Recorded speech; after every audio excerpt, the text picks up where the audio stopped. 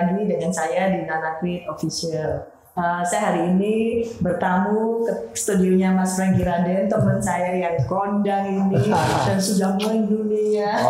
Ya, kondangnya semancanegara. Terima kasih ya. Ya, Mas Sina. Ya, terima kasih atas kedatangannya sama-sama. Iya. Ya. Mas Franky, saya sudah lama nggak ketemu ya. Ya.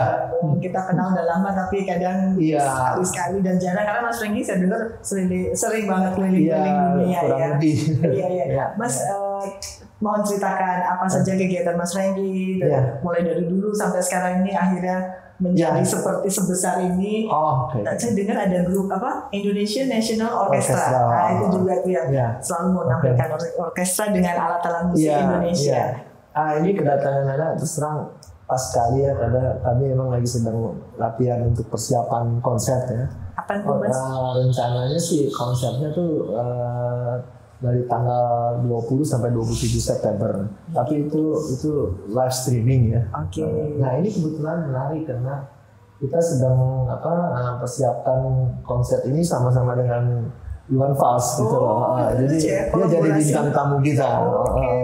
Kita ini udah lama kita cita-citakan sama Iwan kan. Ya, saya juga teman lama ya, udah dari dulu kita pengen konser. Dia sepupu tuh. Oh iya, makanya nggak jauh-jauh nih. Small world.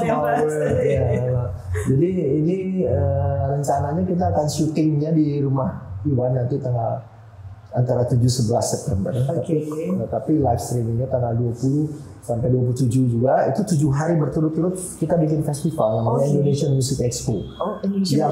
Yang tampil benar-benar secara harafiah dari seluruh Indonesia. Jadi saya sedang dalam perjalanan syuting ke daerah-daerah seru-seru ke Tenggarong, ke tempat kerajaan Kutai pertama. Jadi alat musik Tenggarong. Musik Tenggarong. Terus saya nanti akan ke Medan, alat musik ya di lokal di sana. Saya akan ke Donggala di Sulawesi Tengah, ke Bali udah.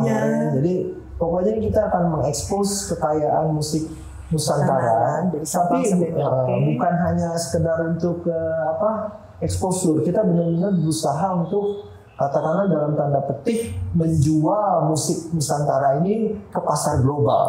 Karena uang yang beredar di namanya dunia world music itu sangat besar sekali porsinya. Itu total uang yang beredar itu 6,5 miliar dolar. Miliar dolar loh, bukannya juta dolar. Triliun. Cuma Indonesia sama sekali nggak punya akses ke sana. Pasar ini dikuasai oleh Afrika dan Amerika Latin gitu loh, karena pusatnya di Eropa. Jadi kita mau ke sana jauh, ongkos nggak ada. Pemerintah juga tidak terlalu mensupport kita, sementara pergi di sana mahal gitu kan. Tapi ini ya alhamdulillah lah sekarang pemerintah sebetulnya aparaturnya sudah siap ya. Ada yang namanya Kemenpar, ada Ekrafnya. Kemendikbud juga punya program sekarang macam-macam, ada musik, film segala macam di cover semua. Dan ini momentumnya baik sekali ya, saya pikir pemerintah sangat aware akan katakanlah tidak hanya kekayaan tapi sebenarnya potensi ini dalam konteks cultural economics ya. Ini semuanya akan kalau dijual dengan benar, dengan proper akan jadi penghasilan revenue yang luar biasa buat negara ya. Nah, kalau itu sudah berhasil kan negara tidak perlu lagi mensupport kita. Kita bisa profesional gitu loh. Udah ada 1-2 grup yang tradisional, yang profesional ya.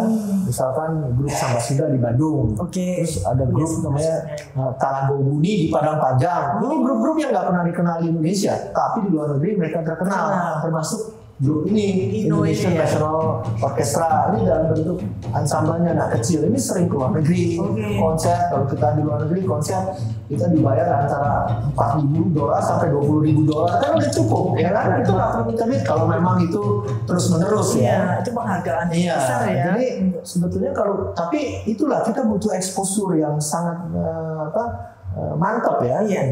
Exposure ini caranya adalah Mas Franky ini yang linknya. Jadi kita akan bikin semacam festival di Bali nanti. Tadinya sebenarnya Agustus ini, tapi karena COVID kita mundur. Jadi tahun depan di Ubud ya. Persisnya tanggal 1 sampai 4 Juli. Itu namanya Indonesian Music Expo. Jadi sebenarnya ini expo kayak World Expo kan. Berapa hari itu Mas? Expo Live nanti 4 hari. Tapi ini kita online streamingnya 7 hari malah, karena kita bebas kan ya. Nah, salah satu yang kita tampilkan adalah Iwan Fals ya.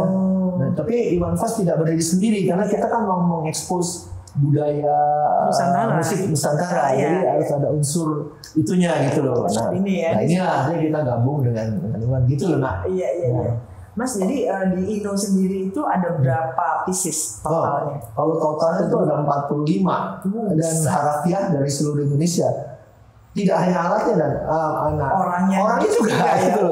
Dari Aceh, dari NTT, dari mana-mana, dari Kalimantan, Sulawesi. Jadi kita kalau mau latihan kita kumpul semua. Ya tergantung, kalau kita mau konser di Jakarta kita di Jakarta. Kalau mau di Bali ya kita di Bali gitu loh. Seperti tahun 2011 kita konser untuk Quincy Jones khusus diundang ya di Bali. Jadi semua kita kumpul di Bali gitu loh. Mengiringi Quincy Jones? Enggak, Quincy Jones cuma sebagai tamu aja gitu loh. Waktu itu ada acara ASEAN Summit kebetulan ya. Jadi kita tampil di sana. Dia melihat orkestra gitu, mau dia nggak pernah lihat di dunia, emang nggak ada. Bukan karena saya hebat, karena Indonesia sudah punya kini dari ratusan tahun yang lalu. Nah, musik Indonesia itu sangat ini ya. Exactly. Nah ini tapi mah harus ada. Ya, saya harapkan ini kan memang sudah Indonesia National Orchestra dalam proses akan yang mudah-mudahan insya Allah diangkat menjadi orkes negara. Jadi state orkestra resmi. Nah, karena saya nggak akan sanggup tidak hanya mendukung, membiayainya mana mungkin, ini sangat costly ya. Kalau kita latihan. Nah itu, dan juga harusnya bukan jadi milik saya, ini harus jadi milik negara, harus jadi state orkestra, karena di mana-mana di Jerman, di mana-mana itu ada yang namanya state opera, state orkestra, bahkan state opera ya.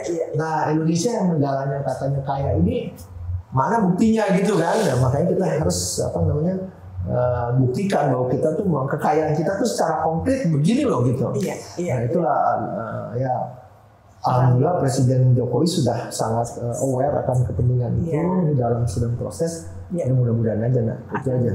Dibantu full. Ya. Harus ada tempatnya bukan di sini, tempat sempit gitu loh. Harus tempat yang proper. Iya, yang proper. Studio dan mereka juga artinya para musician ini mereka pewaris penjaga budaya kita, dia juga harus bisa sustain ya, tidak harus nyambi sambil jadi, kadang-kadang mereka jadi tukang parkir, pemain saya itu gitu loh, tapi mereka maestro dan mereka sangat setia, malah ada yang jadi preman, itu terang aja ya, jadi kerjaan sehari-harinya, tapi mereka pemain musik yang hebat gitu loh, jadi pemain musik hebat, tapi karena tidak bisa hidup dari itu saja, jadi mereka nyambi. Benar, social background mereka tuh macam-macam lah, gitu loh. Ada yang guru sekolah, ada yang memang kerja jadi kontraktor, tapi itu demi sesuatu nasi itu berarti ya. Tapi kalau panggilan jiwanya mungkin sebenarnya pemain musik. Itulah. Beruntung orang-orang begini kan tidak ada yang tidak ada yang meminta, mereka dari hati mereka sendiri aja. Iya, passionnya makin sana. Emang main musik harus dari hati. Kalau gimana ya Mas Roy? Mas dulu ceritanya sebelum waktu muda gitu ya, Mas Renggi dulu bagaimana nih perjalanannya sampai akhirnya? Apakah dari dulu memang dari kecil suka musik atau karena apa? Dulu sih memang karena malas sekolah aja lah. Tapi mungkin panggilan jiwanya musik juga sih. Tapi kan zaman kita dulu kalau kita mau musik, orang tua langsung melarang aja. Jadi tukang insinyur, jadi dokter. Saya kuliah di KJ sampai diusir ya, nggak apa-apa lah, emang udah itu kan. Nah, akhirnya dulu kan saya lama di film ya, di dunia film. Jadi pada waktu di zaman bahla banget nih, waktu saya bikin filmnya Teguh Karya November 1828 itu saya udah menggunakan gamelan semuanya gitu loh. Jadi dari dulu itu tahun 78. Saya masih belum ada. Jadi itu saya udah tertarik dengan, saya belajar komposisi di KJ ya, dan belajar bagaimana meng-create music ya. Tapi itu kan sekolah musik barat tuh IKJ. Background saya juga klasik. Cuma saya pikir loh, kita hidup di Indonesia, ini alat begitu banyak. Warisan leluhur kita selama ribuan tahun loh, Nak. Gamelan itu 5.000 tahun umurnya, jangan salah gitu. Dan itu benar-benar asli diciptakan oleh kita, nenek moyang kita gitu. Berarti 5.000 tahun itu sebelum Masehi, 3.000 tahun sebelum Masehi. Itu mungkin salah satu orkestra pertama di dunia yang namanya gamelan ya. terus itu diekspor kembali. Gong itu diekspor ke seluruh negara-negara Asia Tenggara. Dari Indonesia. Yang bikinnya empu-empu di Jawa ya. Teknologinya emang dari luar, dari Indochina, metalurgi. Tapi bagaimana membuat pencu itu, setelah ada pencu itu baru ada nadanya. Sebelumnya kan cuma kain gitu aja, tapi begitu dikasih pencu itu bisa dicun. Jadi bisa ada nadanya, jadi musik. Nah pencu itu apa sih?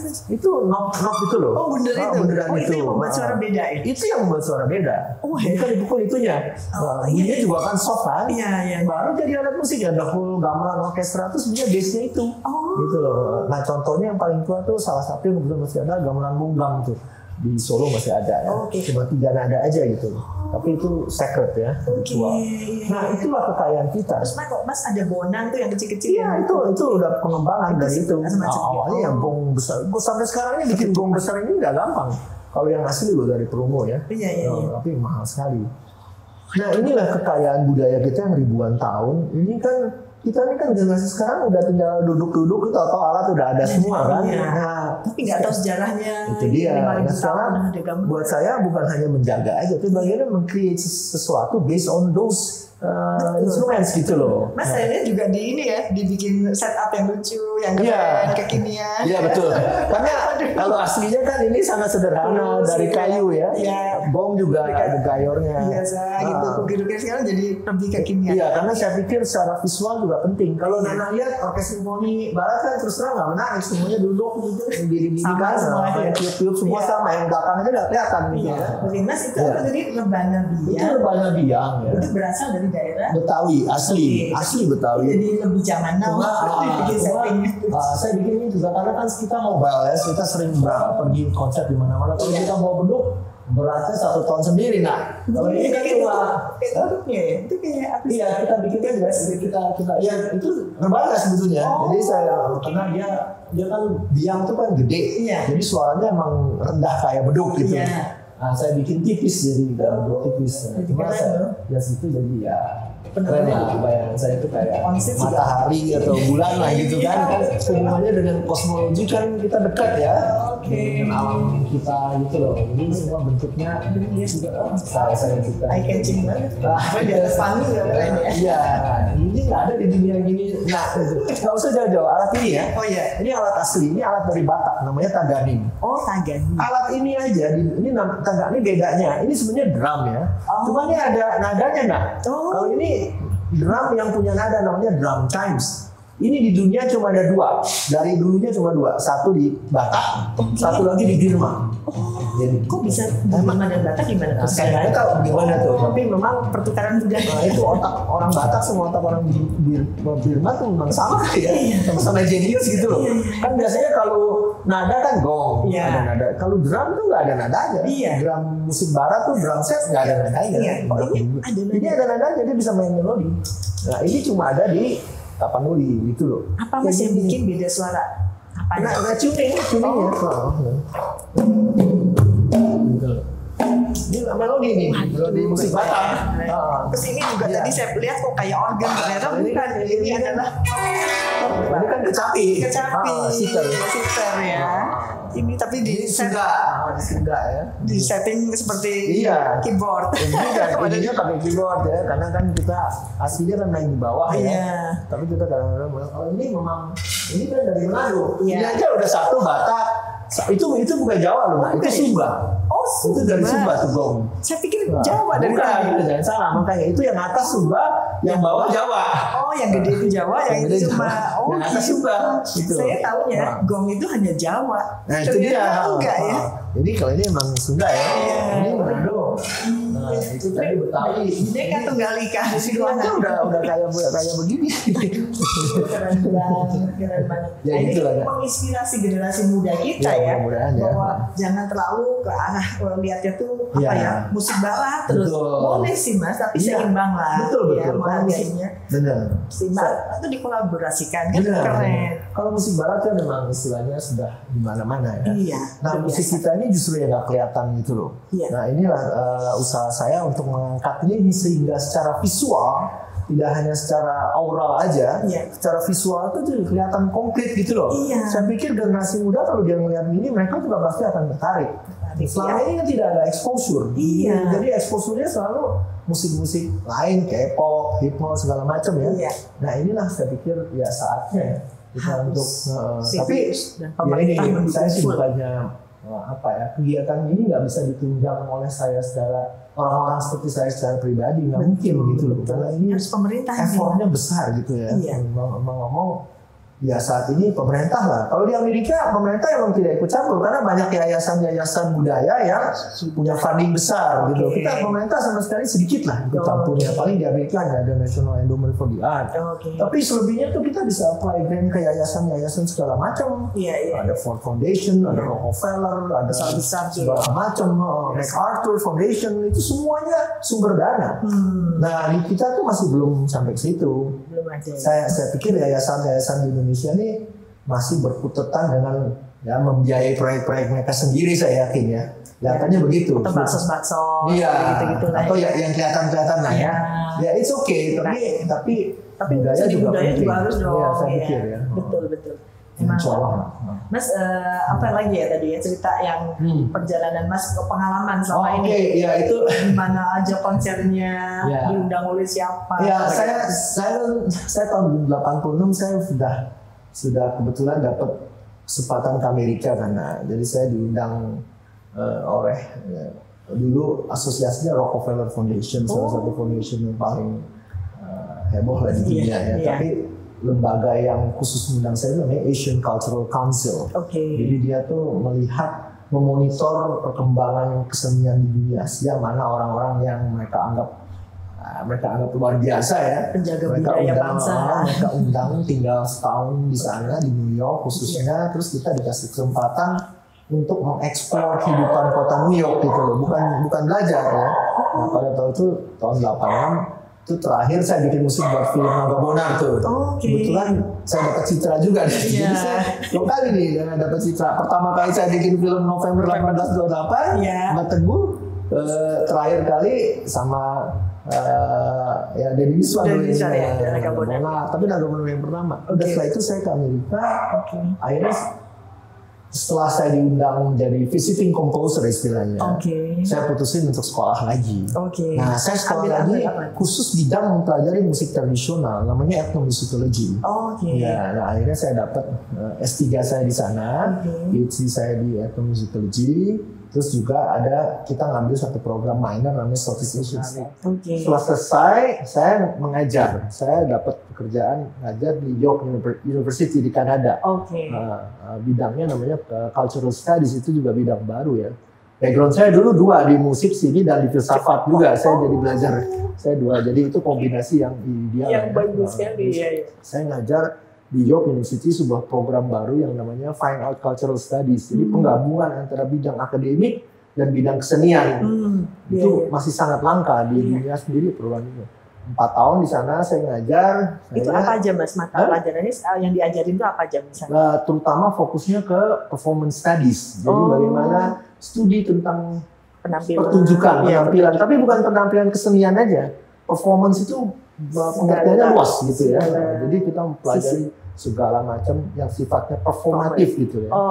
Bukan hanya kesenian. Kesenian cuma bagian ritual kita pelajari. Bahkan olahraga juga kita lihat. Olahraga kan juga performance juga kan. Betul. Tapi banyak sekali misalkan dalam olahraga banyak sekali unsur-unsur politisnya kan di dalam kan. Unsur ideologinya gitu loh. Kayak gitu-gitu kan. Nah itu yang menarik sebenarnya untuk bidang yang namanya cultural studies.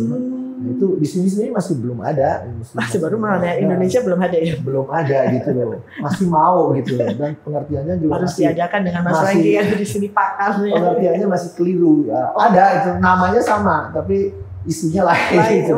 Salah konten. Salah konten saya pikir ya. Nah, setelah itu selama 4 tahun saya pikir udah cukup lah karena saya emang itu udah 17 tahun saya tinggal di luar negeri kan. Udah cukup lah saya ini. Sementara makin lama di sana saya makin gelisah karena saya lihat Indonesia kok makin terpuruk ya. Benar-benar dari luar kita lihat Indonesia sangat terpuruk benar. Jadikan gitu loh. Sementara kita tahu nih negara besar, ya kan. Tapi sama sama Vietnam aja kita kalah, sama Filipina kalah gitu loh. Dari segi exposure ya, bukan kalah apa-apanya. Mereka lebih mengekspos, orang Indonesia nggak, saya nggak ngerti kerjanya di sana ngapain aja gitu, nggak pernah kelihatan gitu loh. Saya ngapain? Iya. Jadi saya pikir udah cukup lah ya, saya coba pulang apa yang saya bisa kerjakan. Saya mampir sebentar di Singapura, saya ngajar di National University of Singapore di US 1 tahun di Southeast Asian Studies. Ngajarnya juga budaya juga. Itu memang diakui dunia. Iya, harus tahu setelah itu. Indonesia harus ini dong. Akhirnya udahlah, saya pikir udah cukup. Saya juga nggak minat tinggal di Singapura. Pokoknya kita lebih. Iya, karena waktu itu saya sama anak-anak, saya pikir anak-anak kalau saya bawa pulang ke Indonesia langsung bisa culture shock kan. Mereka besar di sana sebenarnya kan. Lahir juga di luar. Ada yang besar lahir di sana mah. Jadi saya di Singapura setahun, setelah itu saya putusin pulang ke sini. Nah, itu tahun berapa ya, Mas? Itu tahun persisnya sih 2008 ya, 2008 belum lama. Terus tahun 2010 saya bikin ini Indonesia National Orchestra. Waktu itu terus terang jasanya Pak Sabta Nirwandar itu, dia orang yang beliau nggak ngerti kebudayaan, tapi mereka tahu pentingnya apa. Artinya bukan yang ngerti apa, dia bukan orang budaya. Tapi pada waktu itu dia di pariwisata. Dia ngerti banget pentingnya ini gitu loh. Dilestarikan. Waktu saya bikin ini, dia bilang, saya minta waktu 1 tahun kan. Dia bilang, enggak, 1 tahun kelamaan, 3 bulan kalau kamu bisa, saya siapin pendananya. Aduh Pak, 3 bulan nih, mepet Pak, ngumpulin ininya aja, kemana-mana. Ya kalau terserah, kalau kamu mau, kalau enggak ya enggak. Waduh, saya gila nih Pak Sabta orang gila juga. Jadi Mas juga cari pemainnya dong. Waduh, bukan penting, 2 bulan cari pemain, sebulan, ini sebulan latihan. Kau bikin musik dulu, ini kan musiknya nggak ada. Saya harus kompos musiknya. Dan ini orang-orang ini nggak bisa baca skor loh. Ini orang tradisi asli. Jadi Mas kalau ngajarin mereka langsung oral, satu persatu. Caranya gini. Saya sendiri bikin skor buat saya. Nah, karena saya sendiri kalau nggak pakai skor saya lupa karena itu musiknya kan panjang. Mereka ingat, mereka hebat-hebat nih orang-orang ini.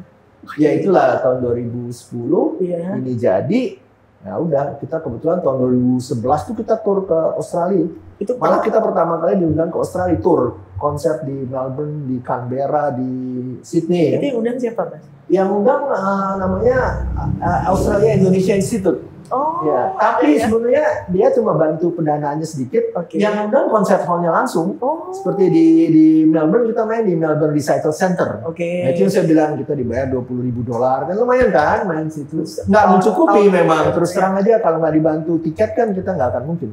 Nah, main lagi di situ dibayar berapa. Memang kalau ini sudah established, kita benar-benar hampir nggak perlu bantuan dari pemerintah. Sekarang ini sih masih perlu ya. Bisa mandiri ya kalau udah.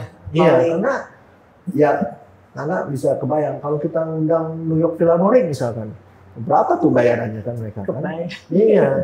Kita juga kalah dengan itu ya.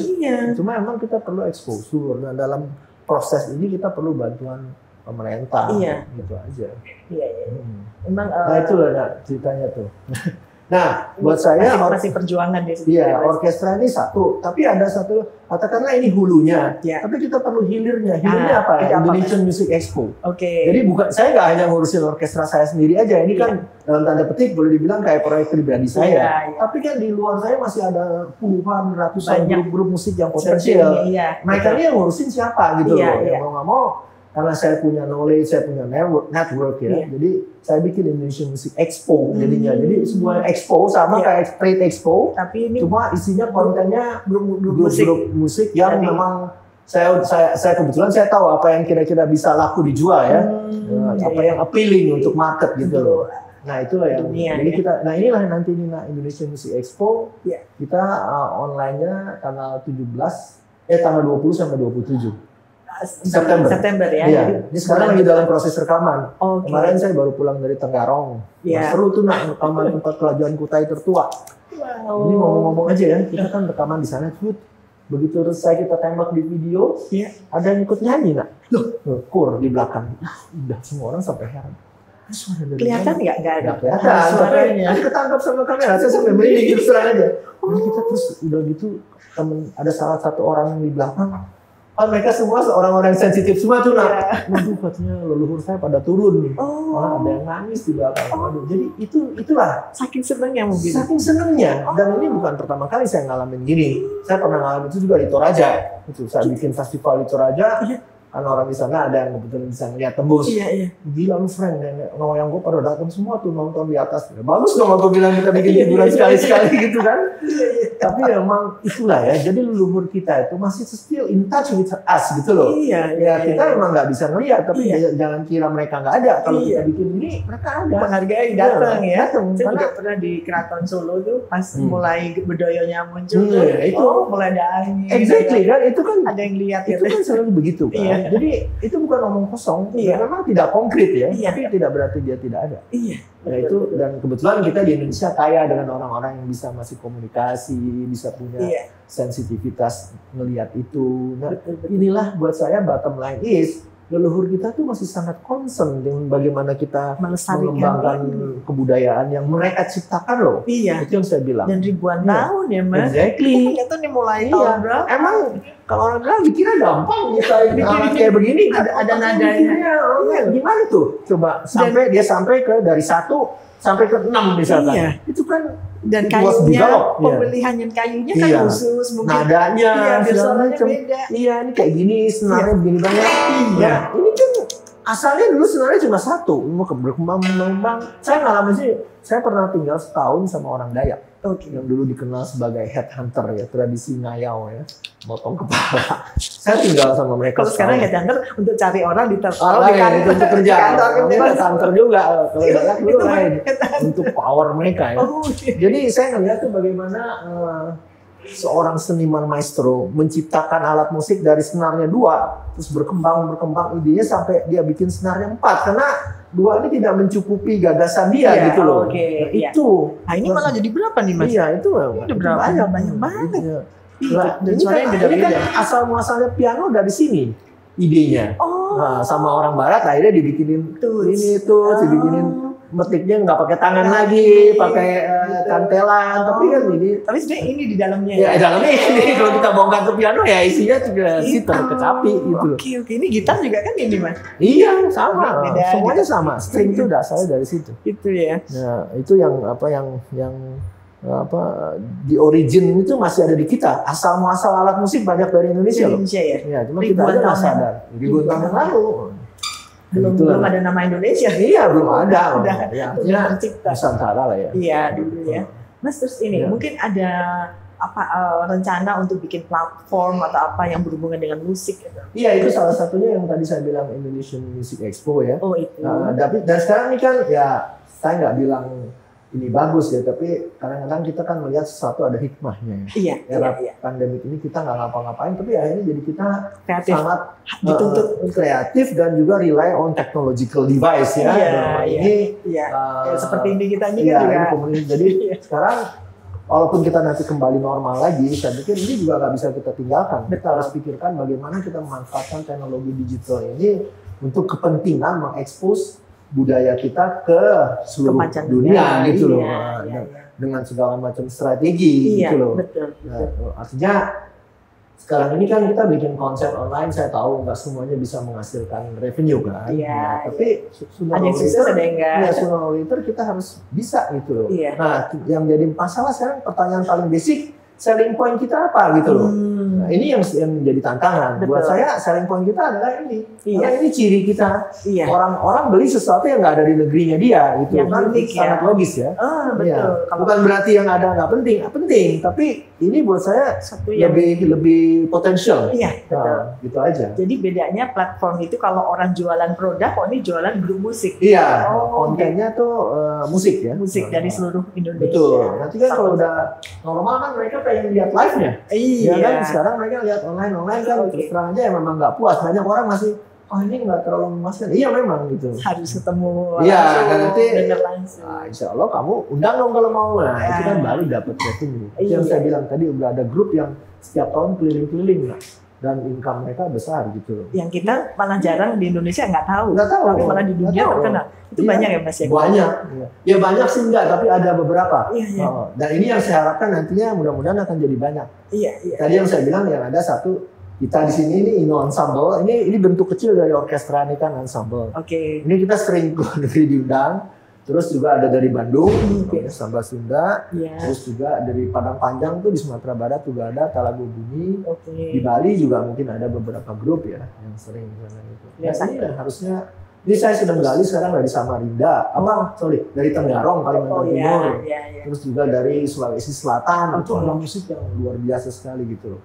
Itu yang kita jarang, mungkin kita yang nggak di dunia itu jarang dengar, mungkin malah belum pernah ya. Dan juga kadang-kadang yang menyedihkan, orangnya udah tua-tua, lalu sakit. Kemarin ini kita bikin acara fundraising, ya, namanya Lokasuara Festival. Lokasuara Festival. Lokasuara itu nama payung lembagaku. Kita bikin festival untuk membantu salah satu empu pemain musik Dade namanya masuk rumah sakit. Dari mana tuh? Dari Donggala. Itu musiknya luar biasa sekali. Jadi musik bertutur menggunakan alat gambus dan suling ya, udah ratusan tahun. Dan itu musik Islam banget ya. Dan kalau dia nggak ada, selesai kita harus mati. Makanya bikin saya, aduh deg-degan saya tuh. Gimana caranya Mas biar generasi dia sembuh. Nah nanti berapa hari lagi saya akan ke sana untuk syuting dia. Mas mungkin harus bikin apa ya, workshop atau untuk anak-anak muda nih Mas. Udah ada sedikit cuma sebelum senior pada ini sebenarnya tugasnya ya bukan tugas lah, ininya mestinya jadi programnya Eklaf ya. Karena kan mereka berhubungan dengan ekonomi kreatif ya. Bisa juga untuk ekskulnya sekolah-sekolah. Bisa karena sumbernya dari situ. Ya, inilah yang sedang kita usahakan juga dengan Dirjen Kebudayaan terutama gitu. Betul. Atau bicara dengan Pak Menteri Nadiem. Ini kan Menteri kita muda-muda nih. Jadi kan open mind lah gitu Mas ya. Nadiem masih muda, Mas Wisnu Tama masih muda juga. Dan ini orang-orang kreatif dan orang-orang yang sukses juga di bidang mereka ya. Jadi bisa diajak bicara harusnya ya untuk memajukan ini melalui sekolahan. Saya belum punya akses ke sana ya. Nanti coba kita carikan ya, Mas ya, saling membantu. Karena untuk menjaga budaya bangsa kalau bukan kita siapa lagi ya Mas ya. Dan kita nggak bisa main-main dengan waktu. Karena time runs really fast gitu loh. Betul. Dan yang jadi bikin saya gelisah adalah persaingan antar kita dengan negara-negara lain gitu. Kita terlambat dikit, negara lain udah masuk ke dalam. Saya dengar kemarin berita bahwa di Inggris sama di Australia itu ada ekskulnya gamelan. Sebenarnya di sini nggak ada Mas. Aduh saya sedih deh. Kita tercuri gitu secara nggak sengaja. Di Australia udah lama gitu loh.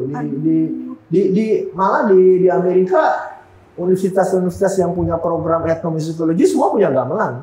Gamelan itu jadi main ensemble mereka. Karena satu-satunya orkestra loh ya, yang bisa dimainkan dengan relatively easy adalah gamelan. Kalau dia mau ngambil orkestra dari Jepang misalkan agak susah itu. Puluhan tahun baru bisa main. Kalau gamelan kita sebentar aja belajar salon udah bisa gitu. Tapi emang ada yang lama, itu yang empu-empunya gitu. Itu yang bikin gamelan kita menarik. Berarti Mas kita emang harus bicara sama pemerintah secara serius untuk memasyarakatkan alat Indonesia di sekolah-sekolah, university dan sebagainya ya. Sebenarnya kita sampai tercuri. Betul. Kita udah harus punya semacam strategi makro untuk mengembangkan. Ya ini dalam hal ini budaya musik ya. Ini harus punya gitu loh. Harus bisa melihat potensi musik kita nih 50 tahun, 100 tahun ke depan lagi. Apa yang bisa kita manfaatkan gitu loh. Dari potensi ini kan masih potensi, belum jadi performatis. Nah ini istilah saya belum jadi performatis, harus performatis. Kalau udah jadi performatis berarti itu sudah jalan gitu loh. Nah ini yang memang harus kita pikirkan. Dan sepertinya memang harus dari muda ya Mas ya. Kita menginfluence anak-anak muda untuk mencintai ini. Kalau tiba-tiba udah gede biasanya susah kan Mas. Udah besar kayaknya udah punya ini sendiri. Tapi masih kecil kan masih gampang. Dan pendekatan kita tuh udah nggak bisa lagi pendekatan zaman kuno dulu atau hal-hal yang sifatnya masih slogan yang kita sering kali pakai sampai sekarang. Jadi Mas, saya ada cerita sedikit pada saat saya ke NTB, saya ke Penenun di Lombok, terus orangnya udah agak lumayan umur ya, terus ya dia ada jualan sebelahnya, terus saya tanya, Bu, kalau Ibu tuh udah nggak ada, yang nerusin nenunnya siapa? Nggak ada, sambil dia belum, Bu nggak ada, saya kaget juga. Nah anak saya nggak mau kerja nenun, katanya panas, terus belum tentu laku. Terus anak Ibu kerja apa? Maunya kerja di toko yang ada AC-nya yang terima gaji. Jadi maunya instan gitu Mas. Jadi saya aduh gimana ini tenun-tenun ini? Itu berarti memang fenomena nasional Mas. di mana-mana. Nah. Iya. Sama aja kalau kita kan memang orang budaya kerja keluyuran ya. Iya. Jadi makin lama kita makin stres juga kalau lihat begitu. Serius gimana? Mas, sampai saya dengar kemarin teman saya cerita di Perancis kalau nggak salah itu udah ada batik dengan malam tapi dengan mesin, Mas. Sampai segitunya loh. Gak usah jauh-jauh lah. Kalau luar negeri memang kita ke Malaysia aja deh lihat ya. Saya ngelihat bagaimana orang Malaysia men-treat masyarakat Dayak, kesenian Dayak itu jauh lebih keren daripada kita. Nah, mereka tuh jadi gini, di Kalimantan Barat ya, terutama kan berbatasan dengan Sarawak, langsung dia ngambil aja tuh Dayak-Dayaknya dari situ, ditarik ke Sarawak, dan mereka support. Jadi mereka tuh yang preserve mereka, tapi di samping itu masyarakat Dayak ini membawa nama Malaysia. Itu loh kemana-mana. Kalau aku lihat, lu Dayak Kenyah lo pasti dari Kalimantan Barat, nggak ada yang kayak gini di Malaysia. Tapi benar aja gitu loh. Jadi mereka karena kita menelantarkan mereka ya, bukan menelantarkan, tidak menggubris mereka. Akhirnya ada masyarakat orang itu padahal cuma kerja di Sarawak Tourism Board, istilahnya kalau kayak kita nih dinas pariwisata lokal di Sarawak gitu loh. Tapi mereka akhirnya tuh grup itu ada satu grup orang Dayak sekarang keliling dunia karena main mereka main musik cuma berempat aja ya. Padahal musiknya musik kita Kalimantan dan diakui di Malaysia. Suku Dayak di Kalimantan Barat itu. Suku Dayak ini kan banyak, sub suku dan musiknya tuh luar biasa, nah. Musiknya tuh banyak sekali asal muasal alat musik yang datang dari situ gitu loh. Nah itu aja sama kita tidak tersentuh, nggak terperhatikan, tidak tertampung ya. Nah, itu yang bikin kadang-kadang kita tuh kaya banget ya Mas ya. Dan pemerintah nih, aku pikir mindsetnya memang udah harusnya berubah ya. Sebetulnya udah oke kalau saya lihat tadi saya bilang ya. Udah ada yang namanya ini kan bikin badan ekonomi kreatif. Nah, saya nggak jalan ya. Saya nggak ngerti kenapa gitu loh. Padahal itu udah benar. Lembaga itu harus ada khusus yang mengurusi bagaimana dalam tanda petik menjual dan memproduksi kebudayaan kita. Kemendikbud tugasnya lain lagi. Tapi sekarang mau nggak mau lah nggak bisa lagi kita berpikir yang ini ngerjain ini siapa aja yang punya pikiran kolaborasi mengerjakan hal yang krusial itu ya harus kita support ya. Karena nggak bisa nunggu gitu loh. Itu dia. Karena maestro-maestro nanti juga akhirnya kan juga berguguran ya. Generasi muda yang harus ini kan Mas meneruskan. Masa ini tiba-tiba nanti udah di Inggris kan nggak lucu. Kita tinggal menangis aja. Itu dia. Kita cuma akhirnya kita jadi penonton. Sekarang ini kan sering gitu. Jangan sampai. Dan kalau sekarang yang main dangdut udah orang Amerika loh. Main dangdut ya, malah ini dia main di sini musiknya dia musik dangdut dia main di sini seneng kan dangdut Amerika gitu loh. Nah itulah artinya it's okay, tapi juga kita harus juga berusaha semaksimal mungkin kita juga gitu. Kita senang musik kita dimainkan orang lain ya. Gamelan dimainkan orang lain. Tapi jangan sampai orang lain terus kitanya nonton. Sampai di sini hilang gitu loh. Yang di Iya. sini justru yang harus dipelihara tuh gamelan-gamelan atau bentuk-bentuk kesenian kita yang tua sebetulnya itu yang sangat penting. Itu ya. Seperti misalkan di Toraja ada musik yang namanya Madandan, Manembong itu hampir boleh dibilang prototip musik vokal. Cuma satu nada, tapi nyanyinya bisa ratusan. Itu di dunia itu udah nggak ada. Nah itu yang kalau kita lihat perkembangan musik itu nanti berkembang menjadi Buddhism chanting. Jadi itu diangkat oleh agama tertentu menjadi istilahnya musik religius, tapi asalnya itu dari situ. Nah itu dia di Toraja masih ada gitu loh. Tapi udah tua-tua juga. Udah tua lah, ini dia yang selalu jadi persoalan kan. Nah itu yang jadi yang buat saya penting ya. Saya semacam hal strategi untuk menangani bentuk-bentuk budayanya yang secara urgen gitu ya. Udah harus khusus gitu loh. Ini sangat urgent gitu loh. Nggak bisa lagi nunggu gitu loh. Betul. Harus ada satu program dan bukan hanya melestarikan aja nggak cukup gitu kan. Itu bisa menjual. Iya, dan meregenerate ya. Melestarikan dalam pengertian cari bagaimana mekanisme berregenerasi ini harus jalan gitu loh. Itu sebenarnya. Bukan melestarikan kita rekam, kita simpan selesai. Dulu begitu programnya zaman-zaman itu sih masuk museum kan gitu. Banyak sekali cuma direkam selesai udah gitu. Lalu mau mati lah situ. Kan enggak begitu lah gitu. Ini menjadi tugas kita ya Mas ya. Untuk segera bicara action. Artinya pemerintah. Dan juga kita masih bersyukur ada orang-orang kayak kita gini, kita bersyukur buat kita sendiri aja nggak. Ya pokoknya kita ngajak teman-teman yang sevisi untuk sebagai penjaga budaya bangsa dan melestarikan dan memproduksi dan apa ya Mas? Melestarikan menjadi ini suatu bisa jadi suatu apa tadi Mas, mata pencaharian juga harus jadi harus jadi profesi harus jadi revenue juga harus gitu. Bukan hanya sampingan iseng-iseng. Jangan salah loh, kayak kita ambil contoh ya India misalkan itu kan film-film Bollywood yang nonton orang India sendiri. Dia nggak perlu sekali itu perusahaan film terbesar di dunia, bukan Hollywood loh, Bollywood tuh. Yang nonton bisa 900 juta orang yang nonton, dia nggak perlu lagi diputar di Amerika gitu. Sendiri aja udah. Jadi mereka mencintai budayanya gitu loh, dalam bentuk apapun juga, tapi mereka pasarnya kuat, pasar domestik mereka kuat gitu. Itu yang membuat itu menjadi besar. Jadi ini ya inilah kayak ekonominya muter dengan di dalam negeri aja udah. Kayak gini ya, kita melihat misalkan di sini K-pop ya, kita lihat dari luar. Coba kita ke Korea, itu sangat banyak. Itu jangan hanya K-pop yang diekspos, semua bentuk-bentuk kesenian lain yang kita bisa lihat di TV gitu loh. Nah, jadi masyarakat Korea sendiri udah mengapresiasi itu dulu. Tanpa ada dukungan dari masyarakat lokal, K-pop nggak bakal bisa keluar. Saya yakin. Itu kita kan cuma lihat ujungnya aja ya, sekarang di iceberg. Tapi di Amerika, di Korea itu jadi musik nasional. Jadi sangat logik kalau itu tinggal keluar gitu. Dan begitu dia keluar, yang supportnya satu negara gitu loh. Jadi jangan salah gitu loh. Nah, itu yang harus kita kerjakan. Harus seperti itu ya. Orang Indonesia harus mencintai musik-musiknya juga. Dia harus eksis dulu di dalam negeri gitu loh. Itu yang paling penting. Kalau sekarang kebalik ya Mas. Mas terkenalnya Mas Franky di luar negeri, keliling dunia, tapi di sini kita sambil main sambil ya gimana ya. Udahlah gitu. Teman-teman juga kadang-kadang kita kok begini nasibnya gitu, di luar dikenal, di sini malah kurang diperhatikan, nggak dapat tempat gitu. Gitu. Mungkin Mas kita akan bahu membahu collab untuk kolaborasi. Ada muda yang bilang collab untuk memajukan. Yang penting jangan kolaps. Jangan collab aja. Mas mungkin sebagai penutup bisa memberikan pesan-pesan untuk generasi muda Indonesia. Ya, saya pikir gini, sekarang kan bagaimana juga kita banyak sekali menggunakan teknologi ya. Hampir dari detik ke detik itu kita, anak-anak sekarang tuh rajin sekali nah.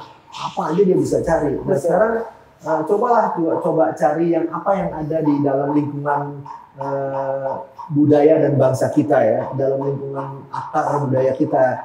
Coba aja usahakan, pasti kalian akan surprise sendiri ya, karena banyak hal yang sebenarnya menarik, tapi mungkin kita nggak tahu karena kita nggak pernah coba untuk melihat itu gitu loh. Sebetulnya materi ini sudah ada tersebar di mana-mana gitu. Cuma sekarang orientasinya fokusnya agak sedikit digeser lah ya, daripada fokus keluar, fokus ke dalam sedikit gitu loh, melihat menggali kekayaan Indonesia. Coba lihat Toraja apa yang Toraja, misalkan Kepulauan Togian tempat suku Bajo itu apa gitu. Itu sudah banyak materi, walaupun kadang-kadang dibikin oleh luar negeri, tapi materi itu ada gitu ya. Terus lihat kemana, ke NTT gitu loh, ke Pulau Rote, lihat musik Sasando atau coba aja gitu loh, iseng-iseng aja kayak kita lagi itu kayak bikin trip itu kan, trip ke sana, trip ke sini. Kalau trip kan cuma lihat destinasi ya, tapi sekarang coba lihat cultural trip gitu loh, trip budaya gitu loh. Itu pasti Anda semua akan surprise gitu loh. Begitu kayanya musik Indonesia dari Sabang sampai Merauke. Itu baru musik, belum yang lain-lainnya. Teater, adabnya, kulinernya, Indonesia ini mengagumkan. Viewers, itulah tadi obrolan kita dengan Mas Franky Raden. Semoga bisa diambil hikmahnya dan banyak pelajaran yang kita bisa petik dari obrolan kita dengan sang maestro ini. Untuk Indonesia maju dan Indonesia emas. Terima kasih untuk menonton Nana Creek Official. Sampai jumpa di episode selanjutnya. Jangan lupa subscribe dan like.